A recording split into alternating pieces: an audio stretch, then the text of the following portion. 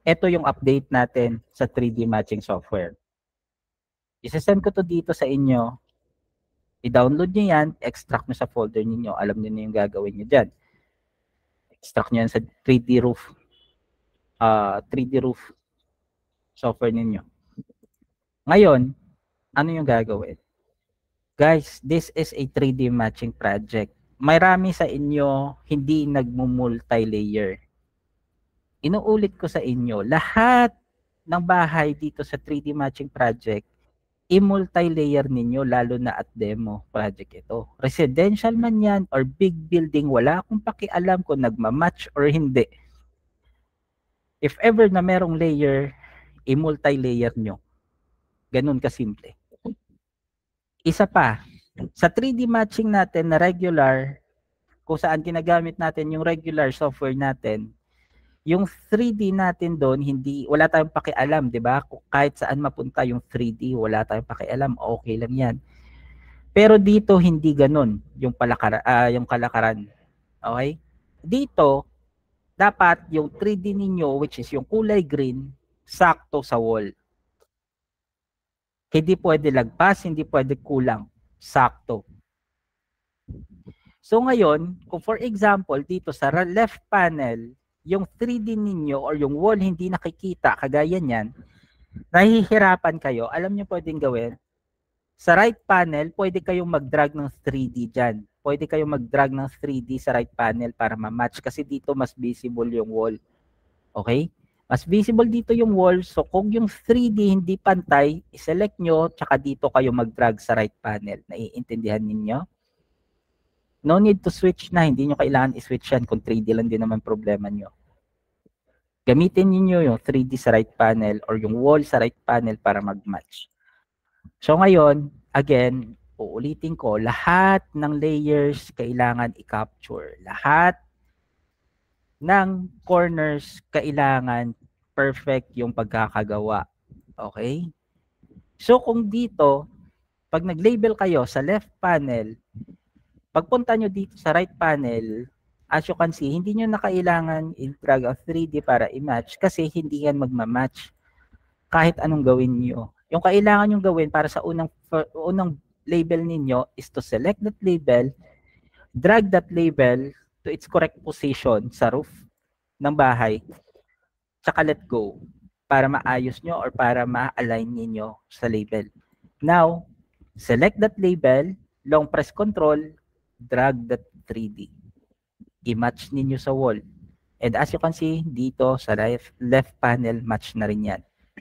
Kung hindi pa match, kailangan nating ayusin yan. Yung iba, yung ginagawa pag mga ganito, tamad mag-multi-layer. Hindi nila minumulti. Hindi nila inaayos yung wall. Or hindi nila inaayos yung label itself. Tignan nyo naman yan. Hindi match yung label natin sa roof. Dito, match siya. Same goes with this part right here. Match din siya. So, pag hindi nagmamatch yan, automatically, kung saan part kailangan i-cut, may mga linya or may mga layers, all you need to do is to cut. Ika-cut nyo lang yan, tapos select, long press alt, tapos i-adjust yung roof ng bahay para mag-match. Now, what to do? Label natin yung mga missing part. Ito yung mga missing part na to, i-label. Gumamit kayo ng letter H, mag-snap, at saka i-label ganyan. Move nyo to. Kung match na, okay na yan. Kung hindi pa nagmamatch, you can still select and then pwede nyo pa yung iusog. Okay? Next, etong layer na to. Okay. Ito nag-move pala, sorry. Usin natin.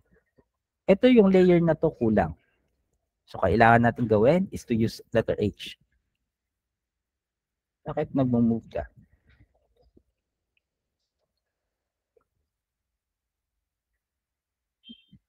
Okay.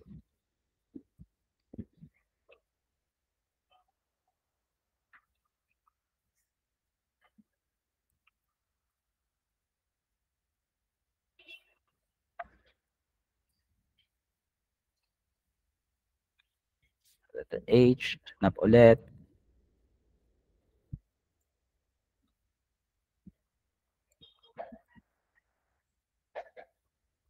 Select, no, press Alt, match ninyo. Kung hindi nagma-match kagaya ninyan, huwag niyong pilitin, okay? May idea dyan, ilagay niyo sa gitna, kalahating match, kalahating hindi. Kagaya nito, ilagay niyo as ganyan. Lagyan nyo ng konting allowance, kagaya dito, may allowance dito, may allowance din dito. Yung gagawin nyo na lang is to select that label and then i-move nyo pa konti-konti. Kung may mismatch pa kagaya nyan, again, select that label, lagyan nyo ulit ng konting allowance, kagaya nito, tapos select, move nyo ulit, hanggang sa mag-match sila. Pag nag-match na sila, okay na yan. Now, another layer para sa part na to. Mag-a-add tayo ng letter H, label natin yan, and then adjust natin tong konti. Now, ito yung part na to, hindi ko yan kailangan i-match kasi hindi po yan roof. Okay? Para yung cover or pader sa rooftop. Kagaya nito, hindi po yan layer. Okay? Hindi po yan part ng building. Pader lang po yan. So, you can ignore that. Now, ito, minsan yung iba dito, pag nakakakita ng may linya, label agad. Yung iba fence po yan. Hindi natin nililabel yan. Yung iba kino-comment ng reviewer, hindi po yan missing part yung iba. Tignan nyo muna kung fence or kung layer talaga. Kasi kung fence lang din naman siya, wag nyong ililabel. Kasi hindi po yan kailangan ilabel. Pero kung kagaya nito, which is missing part, this is the time na pwede natin itong ilabel. Adjust na natin konti. So, ayan, okay na yan. Now, select and then group. Kung nagkaroon kayo ng multi-group does not exist, yung gagawin nyo lang is isa-isahin nyo silang i-group. Okay? Isa-isahin nyo silang i-group para maayos yung error. Okay? Mamaya tuturuan ko kayo if ever maka-encounter tayo. But for this one, pwede na to. Hindi nyo kailangan tignan lahat ng frames. Isang frame lang yung kailangan nating ayusin. Isang frame lang. Hindi nyo kailangan tignan lahat ng 4 na frame. 1 frame lang. Kung ano yung nasa first frame ninyo, kung maganda yung image na yan, dyan na lang kayong mag-match. The rest of the frames you can ignore. So, napakasimple nung gagawin natin. Pag okay, pasa.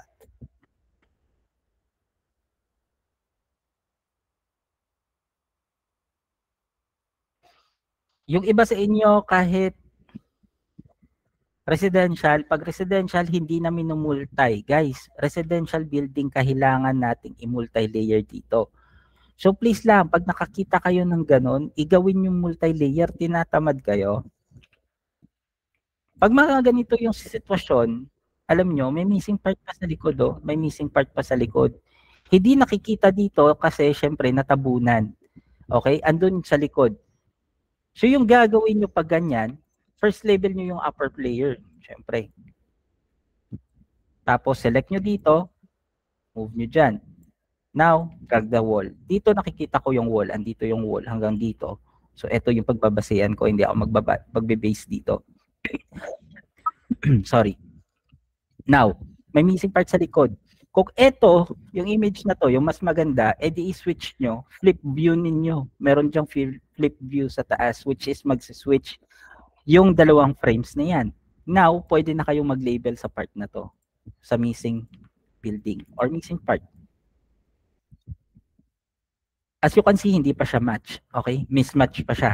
So, yung gagawin nyo again is to select, use Alt, and then saka nyo i-match. Sensitive yung ating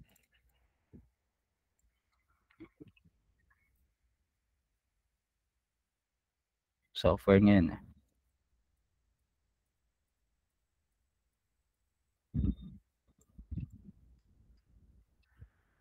Okay. Tapos, eto, missing part pa din sa kilid. Kailangan yung i-capture lahat ng yan. Hindi pwedeng hindi. So, capture natin to. Select, use Alt, and then adjust ulit. Adjust din natin to. Now, may missing part pa tayo dito sa mga kabilaan. So, kailangan pa nating ayusin yan. Pero mahirap, pangit yung image dito. So ito yung image na gagamitin natin, yung nasa kanan. Ibalik natin sila. Yung kailangan natin gawin is to click flip view para mag-swap sila ulit. Tsaka right after nyan, pwede nyo na silang i-label. Okay? Gumamit lang kayo ng snap. Kailangan nakasnap yung mga bahay na magkakadikit. Hindi pwedeng hindi. Yung iba sa inyo, ginagawa ng ninja. May mga ninja moves na alam. Hindi sinasnap. Pinapakita lang na parang nakasnap. Guys, hindi kayo makakalusot. Promise. Pag pumunta kayo sa reviewer side, makikita lahat ng mga errors nyo na yan. So, hindi makakalusot yung mga ganun. So, please, pakiayos ako. So, ayusin natin to.